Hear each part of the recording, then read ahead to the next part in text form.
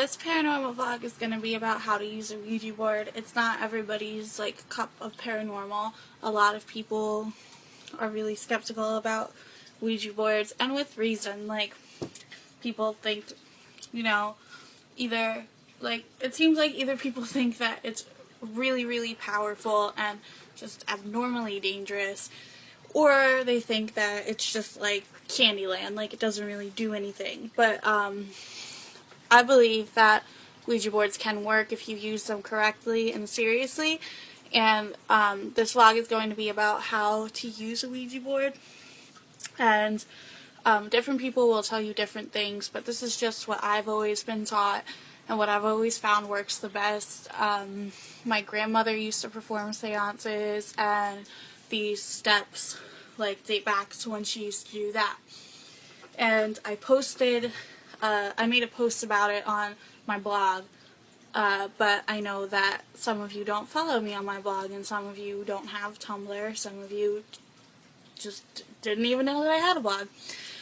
So I figured that I'd make a video for it so that the people who don't follow me or don't have a blog or whatever it may be can learn about it too.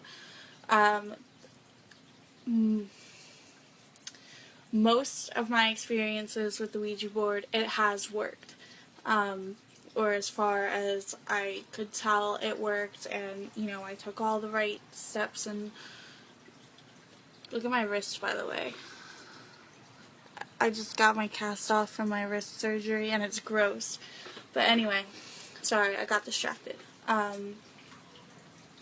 So, again, different people will tell you different things, but this is just what I've always been taught and what I've found always works. I'm going to call something the pamphlet, and the pamphlet is the little kind of triangular shaped thing, but with rounded edges that you use to, there's like a little window on it that you use to, like, that's used to slide across the board. A lot of people don't know that it's called a pamphlet, so I was just letting you know. Okay, so the first step would be to make sure you turn off as many electronics as possible. Don't film it. I know that people want to be able to prove to their friends, like, I communicated with their dad, but it's not a good idea, because electronics, they are believed to confuse spirits, and it really just, like, overall makes it more difficult to communicate with one. There's interference. Like, if you've ever heard of electromagnetic fields, that's what ghosts are believed to be, electromagnetic fields, but there's also, like, just magnetic fields, and, like, electricity just really interferes. So you just have to try to make sure you have all the lights turned off. Don't be scared, like, that the lights are turned off. It's no big deal. I mean, you'll probably be nervous at first, but once you start going, you'll realize that it's really not, you know, that terrifying. You should always clear your head, and I mean, don't think about anything, just because, that way you can ensure that your experience is real. A lot of times people will use the Ouija board and they'll be thinking about stuff, and without realizing it, they'll start moving the pamphlet themselves and spelling out what they're thinking. It's like when you're writing something and somebody says a word and then you accidentally type that word. It's kind of like that. So you just want your head to be completely clear. I know that it's really hard to not think about anything, but if you think too much, I mean, you most likely won't have an experience, and it's going to confuse spirits, and it's just not a good idea. You have to be really open to the experience of using a Ouija board. If you're sitting there and you're being really skeptical, like, is this gonna work? I don't know if I should trust it, and blah, blah, blah, blah, blah. Like, it's probably not gonna happen. You can't be nervous about it. You can't be doubtful. You have to fully believe that the experience can happen for it to happen. It's kind of like how some people have paranormal experiences and some people don't. I believe that the paranormal totally exists, but some people don't have experiences because they don't believe, and they kind of shut it out and they have their doubts, so they don't have the experiences. And it's the same thing with the Ouija board. Don't doubt it if you want to have an experience, and just try to be aware of the energy around you. Really believe that it's possible. And take it seriously. This is something that I cannot stress enough, because I know that it's like a popular sleepover game type thing, but it's not really a game.